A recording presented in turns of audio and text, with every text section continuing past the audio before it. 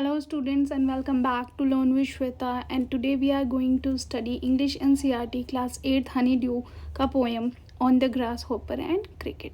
So this is a poem which is just after the chapter A Short Monsoon Diary. So इस chapter और इस poem में यही similarities है कि दोनों में कंपैरिजन की गई है नेचर्स की ब्यूटी से. जैसे कि उस चैप्टर में जो पोएट थे मॉनसून रेन को कंपेयर कर रहे थे कि I am surrounded by the rains and the rain is outside that is quite inside within me. So इस पोएम में भी जो पोएट हैं वो नेचर्स ब्यूटी को beauty of season like summer and winter उसको कंपेयर कर रहे हैं ग्रास होपर एंड क्रिकेट से. सो ये जो पोएम है ये ऑलमोस्ट एक पोएम हम लोगों ने स्टार्टिंग में पढ़े थे that is ant and cricket. उससे भी बहुत ज़्यादा मैच करती हुई पोएम आपको लगेगी और थोड़ी सी कंफ्यूजिंग लगेगी. But let me clear you, जो भी स्टूडेंट्स जिन्होंने वीडियोस देखे हैं that I have already taught in my video and classes also कि यहाँ पे डिफरेंस क्या है दोनों पोएम में. कि उस पोएम में पोएट ने क्या बात की है, कैरेक्टर की बात की है, एंट की और क्रिकेट की. जो क्रिकेट होता है वो पूरे समर जो है वो डांस करता रहता है और विंटर के लिए जो फूड होते हैं वो स्टोर करके नहीं रखता है और फिर वो एंट से जाता है फूड को बोरो करने और एंट उनको मना कर देती है. तो यहाँ पे उस पोएम में कैरेक्टर की बात की गई है, एंट और क्रिकेट को कैरेक्टराइज किया गया है. लेकिन यहाँ पे कैरेक्टर्स के नेम तो गिवन है इस पोएम में on the gross hopper and cricket. लेकिन यहाँ पे ग्रॉस होपर एंड क्रिकेट दोनों को एक सीजनल वेदर से कंपेयर किया गया है. जब हम इसे पढ़ेंगे तो वैसे आपको आगे चल के क्लियर होता जाएगा. सो सबसे पहले हम ये देख लेते हैं कि यहाँ पे जो पोएट हमारे हैं जॉन कीट्स की ये बहुत ही ब्यूटीफुल पोएम है. And this poem tells about the natures beauty. यहाँ पे जॉन कीट्स ने जो ये पोएम लिखी है tells about nature's beauty of nature. So grasshopper किसे कहते हैं हिंदी में अगर मैं बताऊँ तो जो टिड्डा होता है ग्रीन कलर का होता है उसको ग्रास होपर बोलते हैं. और क्रिकेट उसे बोलते हैं जो झिंगूर होते हैं येलो कलर के होते हैं उसको क्रिकेट बोला जाता है. दोनों डिफरेंट तरीके के साउंड्स को क्रिएट करते हैं. सो चलिए ग्लोसरी हम पढ़ते हैं इसकी. Unlike the ant and the cricket, page number 21, which tells a story. This is a nature poem. In it, the grasshopper, cricket do not appear as character in a story. Rather, they act as symbols. Each suggesting something else. Read the poem. Notice how poetry of earth keeps on through summers and winter in a never-ending song. Who sings the songs. सो यहाँ पे जो चीज़ मैंने explain की वही यहाँ पे similarly जो poet है वो बता रहे हैं कि एंट एंड क्रिकेट की तरह ही ये जो पोएम है सेम है. लेकिन यहाँ पे कंफ्यूज होने की कोई ज़रूरत नहीं है क्योंकि वहाँ पे कैरेक्टराइज नहीं किया गया था और यहाँ पे ग्रास होपर और क्रिकेट को पोइट्री को नेचर्स ब्यूटी में सिम्बलाइज किया गया है, कैरेक्टराइज किया गया है. और इस पोएम में हम ये देखेंगे कि जो अर्थ है वो कैसे अपनी पोइट्री को ऑल दाउ मतलब कंटिन्यू रखता है. जो पोइट्री ऑफ अर्थ है that is never ending. Summer हो या विंटर हो, ज़्यादा से ज़्यादा गर्मी पड़े या बहुत ज़्यादा ठंड पड़े तो भी पोइट्री ऑफ अर्थ जो है वो बिल्कुल भी क्लोज नहीं होती है. चलिए पोएम स्टार्ट करते हैं. The poetry of earth is never dead when all the birds are faint with hot sun and hide in cooling trees, a voice will run from hedge to hedge about the new mown mead. That is the grasshopper's. He take the lead in summer luxury he has never done. With his delight, for when tired out with fun, he rest at ease beneath some pleasant weed. तो यहाँ पे जो first paragraph है यहाँ पे poet ने summer luxury की बात की है और समर लग्जरी से कंपेयर किया है किसको, ग्रास होपर को. ग्रास होपर जो होता है टिड्डा जो होता है वो समर्स टाइम में गर्मियों के टाइम में वो बाहर आता है और वो पोइट्री ऑफ अर्थ को इंजॉय करता है. कैसे करता है चलिए हम line one by one explain करते हैं. The poetry of earth is never dead. जो अर्थ की जो पोइट्री होती है वो कभी भी डेड नहीं होती है, कभी भी नहीं मरती है, ना क्लोज होती है ना मुरझाती है. When all the birds are faint with the hot sun, जब जितनी भी चिड़ियाँ जो बहुत ज़्यादा हॉटनेस हो जाती है और जो बहुत ज़्यादा जो सन होता है बहुत ज़्यादा हॉट होता है तो जितनी भी चिड़ियाँ होती हैं वो फेंट हो जाती हैं, बेहोश होकर गिरने लगती हैं. And hide in cooling trees, और अपने आप को कूल करने के लिए या अपने आप को धूप से छुपाने के लिए ट्रीज़ में हाइड कर लेती हैं, एकदम शांत हो जाती हैं। A voice will run from hedge to hedge. तो उस टाइम जब चिड़ियों की आवाज़ आनी बंद हो जाती है समर के मौसम में, तो उस टाइम एक आवाज़ जो है वो बाहर आती है from hedge to hedge. Hedge means होता है बाउंड्रीज ऑफ बुशेस, जो झाड़ियों की जो बाउंड्रीज बनी होती हैं, उन झाड़ियों की बाउंड्रीज में से एक आवाज़ आती है अबाउट द न्यू मॉर्न मेड। न्यू मॉर्न मेड मीन्स होता है दैट इज़ फ्रेशली कट, मतलब फ्रेशली कट ग्रास लैंड, जो हम जैसे जो बाउंड्रीज जो बशेज़ होती हैं उसको हम सेट करने के लिए कट करते हैं, तो जब हम उसको कट कर देते हैं और वो तुरंत कट की गई होती हैं हैज टू हैज, तो वहीं पे एक ग्रास होपर बैठा होता है और वो उसकी जो होती है उसकी आवाज़ आनी स्टार्ट हो जाती है।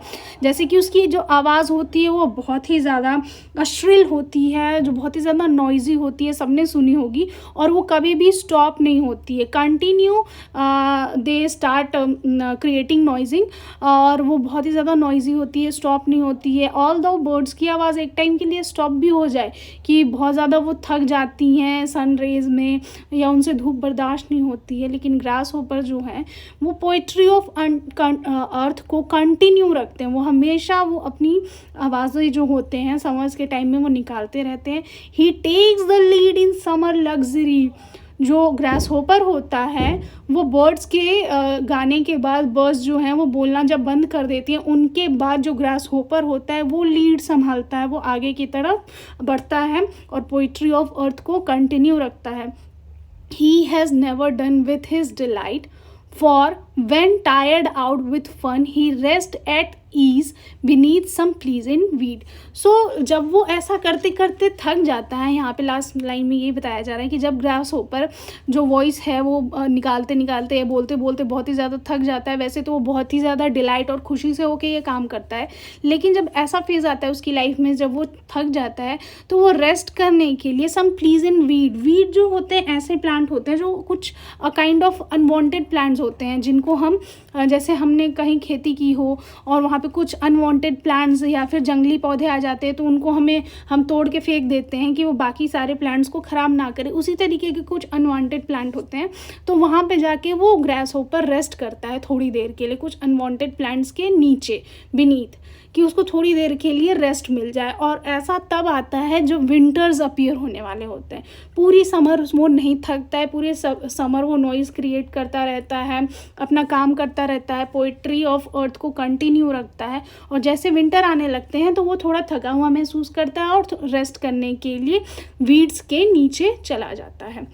So in the second paragraph, the poetry of earth ceasing never on a lone winter evening when the frost has brought a silence from the stone, there shrills the cricket song in warmth increasing ever, and seems to one of the drowniness half lost, the grasshopper among seam grassy hills, John Keats. So यहाँ पे इन the second paragraph, पहले वाले paragraph में हमने ये बात की कि समर लग्जरी को लीड कौन देता है, ग्रास होपर, और अब बात आती है विंटर की। तो यहाँ पे भी जो पोएट हैं लाइन को ऐसे ही कंटिन्यू कर रहे हैं कि पोइट्री ऑफ अर्थ जो है वो कभी भी सीज नहीं होती है, बंद नहीं होती है, it's never ending. On a loan winter evening when the Frost means होता है बर्फ़, जब बर्फ़ जो है पूरी तरीके से इन्वायरमेंट को कवर कर लेती है और पूरी तरीके से ढक देती है अपने धुंध में, विंटर में इवनिंग को या फिर मॉर्निंग में पूरी तरीके से जो एटमॉस्फेयर होता है वो पूरी तरीके से बर्फ़ में ढका हुआ होता है, तब भी एक अलग तरीके की वॉइस आती है, रॉट अ साइलेंस। एक तरीके का जो रॉट मीन्स होता है टू ब्रॉट आउट, यहाँ आपके बुक में ग्लॉसरी में दिया हुआ है, रॉट मीन्स होता है ब्रॉट आउट। तो एक अलग तरीके का जो साइलेंस है वो हमें सुनने में मिलता है। फ्रॉम द स्टोन देयर स्ट्रिल्स, तो जो स्टोन्स होती हैं उसके स्ट्रिल्स में से comes through a loud and clear voice हमें सुनाई देती है। पत्थरों के बीच में, चट्टानों के बीच से हमें एक बहुत ही ज़्यादा लाउड सी वॉइस सुनाई देती है। The cricket song in warmth increasing ever, और वो किसी और की आवाज़ नहीं होती है, वो क्रिकेट की आवाज़ होती है जो पोइट्री ऑफ नेचर को कंटिन्यू रखने के लिए विंटर के सीज़न में आवाज़ें आती हैं। इन वार्मथ इंक्रीजिंग एवर, और वो आवाज़ धीरे धीरे करके तेज़ होती जाती है। And seems to one in drowsiness half lost, और जब वो आवाज़ें आती हैं, ड्रॉनीनेस मीन्स होता है आधी नींद में रहना। तो जो लोग आधी नींद में रहते हैं या अपने घरों में सो रहे होते हैं, तो उनके लिए ये पहचानना बिल्कुल भी इजी नहीं होता है, बहुत ही ज़्यादा हार्ड होता है कि ये आवाज़ जो है ये ग्रास होपर की है या क्रिकेट की है, क्योंकि वो आधी नींद में होते हैं। So seems to one in drowsiness half lost the grasshopper among some grassy hills, तो उनको ऐसा लगता है कि जो ग्रास होपर हैं वो किसी ग्रासी हील से वॉइस को क्रिएट कर रहे हैं या वो आवाज़ें निकाल रहे हैं। लेकिन इन एक्चुअल विंटर की सीज़न में जो वॉइस आती है किसी कीड़े की, तो वो ग्रास होपर की नहीं होती है, वो किसकी होती है? क्रिकेट की सॉन्ग होती है, एक झिंगुर की सॉन्ग होती है। सो इस तरीके से चाहे वो समर का सीज़न हो या विंटर का सीज़न हो, समर में अगर बर्ड्स जो हैं अपना काम करना बंद कर देती हैं या बिल्कुल साइलेंस हो जाती हैं, तो जो ग्रास होपर है वो साउंड क्रिएट करता है और पोइट्री ऑफ अर्थ की कंटिन्यू रखने की लीड को अपने हाथ में लेता है। सिमिलरली इन विंटर जो क्रिकेट होता है वो पोइट्री ऑफ अर्थ को लीड देने के लिए अपने आप में जो साउंड क्रिएट करता है और जो पोइट्री ऑफ अर्थ है उसको कंटिन्यू रखता है। So with this poem poet ने हमें एक बहुत ही ज़्यादा ब्यूटीफुल मैसेज दिया है कि नेचर में कभी कोई भी अगर डिफ़िकल्ट सिचुएशन आता है, जैसे बहुत ज़्यादा गर्मी पड़ती है या बहुत ज़्यादा ठंड पड़ती है, तो पोइट्री ऑफ नेचर जो है वो कभी एंड नहीं होती है, कभी भी सीज नहीं होती और हार नहीं मानती है। इट कंटिन्यूज वर्किंग, किसी ना किसी तरीके से वो कंटिन्यू करती है अपना वर्क करना। सो सिमिलरली हमारा जो लाइफ है, हमें भी अपनी लाइफ में किसी भी डिफ़िकल्ट से डिफ़िकल्ट सिचुएशन में हार नहीं मानना चाहिए। We don't have to stop our self from working hard, और हमें हार्ड वर्क करना चाहिए और कोई ना कोई रास्ता निकालना चाहिए कि हम भी अपनी लाइफ की जो पोइट्री है या हमें अपनी लाइफ में जो भी अचीव करना है वो हम उसके लिए आगे काम करते जाएं। सो यहाँ पे पोइट ने हमें एक ब्यूटीफुल सा मैसेज भी दे दिया है, और जो इस पोएम की जो समरी है वो बेसिकली पोइट हमें यही बताना चाह रहे हैं that the grass hopper and the cricket is a nature poem. Here the grasshopper is the symbol of hot summer and the cricket is the symbol of cold winter.